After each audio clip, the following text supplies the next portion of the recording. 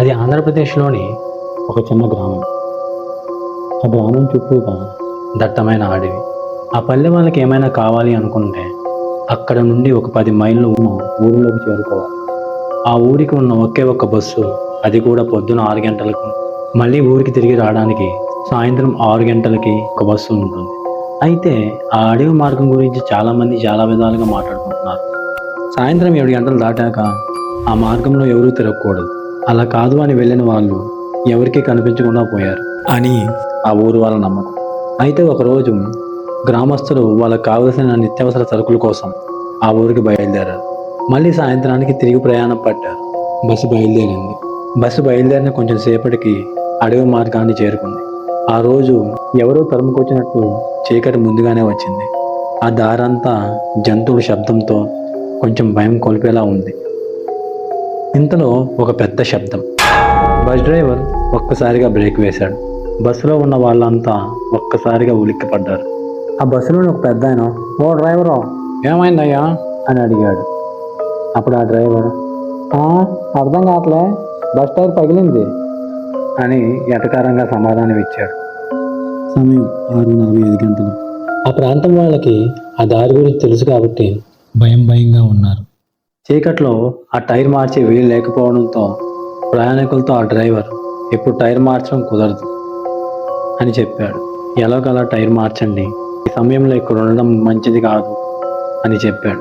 కానీ ఆ బస్ డ్రైవర్కి ఆ ప్రాంతం గురించి తెలియకపోవడంతో ఆ మాటలకి డ్రైవర్ అండ్ కండక్టర్ ఇద్దరు నవ్వుకున్నారు. పక్కనే కండక్టర్ ఉండి, ఏందయ్యా ఉంటే ఏమవుతుంది, ఏదైనా దెయ్యం వచ్చి పట్టుకొని పోద్దా ఏంది అని చెప్పి అతను కూడా వెటకరంగా సమాధానం చెప్పాడు.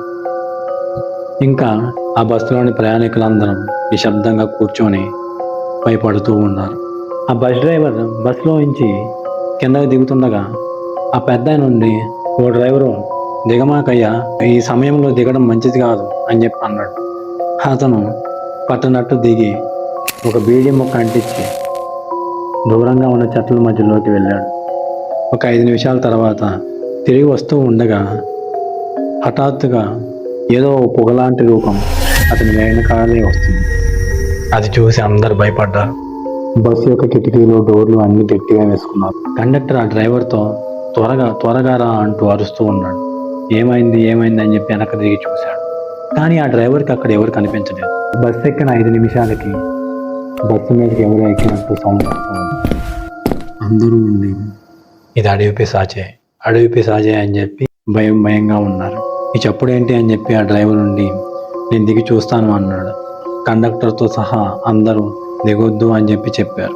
కాసేపటికి ఆ శబ్దాలన్నీ తగ్గిపోయాయి. అర్ధరాత్రి 12 కావస్తుంది. అందరూ ఒకరి ముఖాలు ఒకరు చూసుకుంటూ భయంగా ఉన్నారు.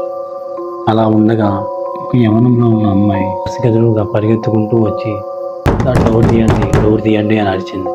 ఆ పెద్ద నుండి, ఈ సమయంలో ఎవరు ఇక్కడికి రారు, ఇది ఆ పిశాచి మాయ, తలుపు తీయకండి అని చెప్పి హెచ్చరించాడు. ఆ అమ్మాయి భయంగా డోర్ను కొడుతూ ఉంది. అది చూసి కొంతసేపటికి డ్రైవర్ వెళ్ళి ఆ డోర్ తీశాడు.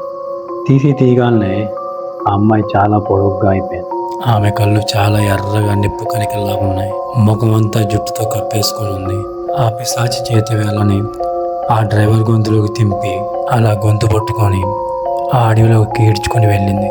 కండక్టర్ కూడా దాన్ని వెంబడిస్తూ వెళ్ళాడు. కొంచెం దూరం వెళ్ళాక ఇంకేం చేసేది లేక తిరిగి మళ్ళీ బస్సులోకి వచ్చారు.